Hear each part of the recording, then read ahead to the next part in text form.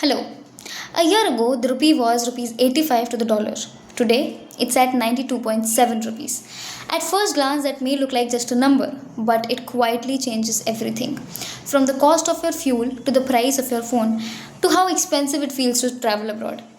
And behind this movement is a larger story, the story of India's current account deficit, which is a very crucial macroeconomic indicator. Think of India like a household. If a household spends more on imports, importing oil, gold, electronics, than it actually earns from exports, it runs a deficit. And to fund that deficit, it has to borrow or attract money from outside. As long as that money keeps coming in, things feel stable. But when it slows down, the pressure begins to show up in the currency, and that is what we call the depreciation of our rupee. Talking about the last year, which is the financial year 25, India seemed at a comfortable position. The deficit was low at around 0.6% of GDP, which looked manageable. There was even a surplus in particular quarter.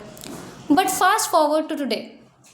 In just the first half of this year, the deficit has already reached $15 billion, and the projections of CRISIL suggest that it will further rise. So the story is clearly changing, but slowly.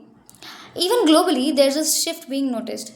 The IMF has reclassified India's exchange rate system as crawl like instead of stabilized.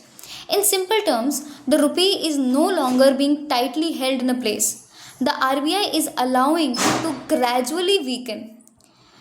This is not a crisis signal, but it definitely is a warning sign that we need to take seriously. Now, what is actually causing this gap? There are two big factors, and both of them are a part of our everyday life. The first is oil.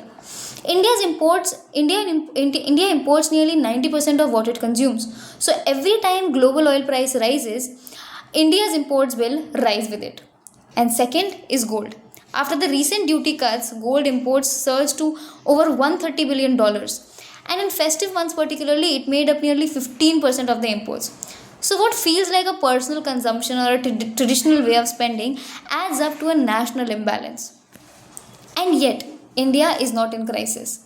Because there are three strong forces that are holding things together, that are holding us from falling into the crisis which actually happened in 2013. First is India's export services, especially IT, which is creating a large surplus. Indians abroad send back over a $135 billion every year, which are the remittances, which is again the second question that we're talking about here. And country holds nearly around $700 billion in forex reserves, which is the third question that we're talking about. So these three things are not small cushions, but they're actually the reasons that the stability is still holding on. But recently the pressure has started building again. Oil prices are rising, foreign investors have been pulling out money, and forex reserves have declined despite interventions. So while the system is stable, it's being tested. The path forward is clear but not easy. In the short term, we need to reduce the dependence on the dollar. In the medium term, we need to produce more at home, especially the electronics, where imports are still high. And in the long term, we need to grow our exports because right now services are carrying the economy. But they can't do it alone forever.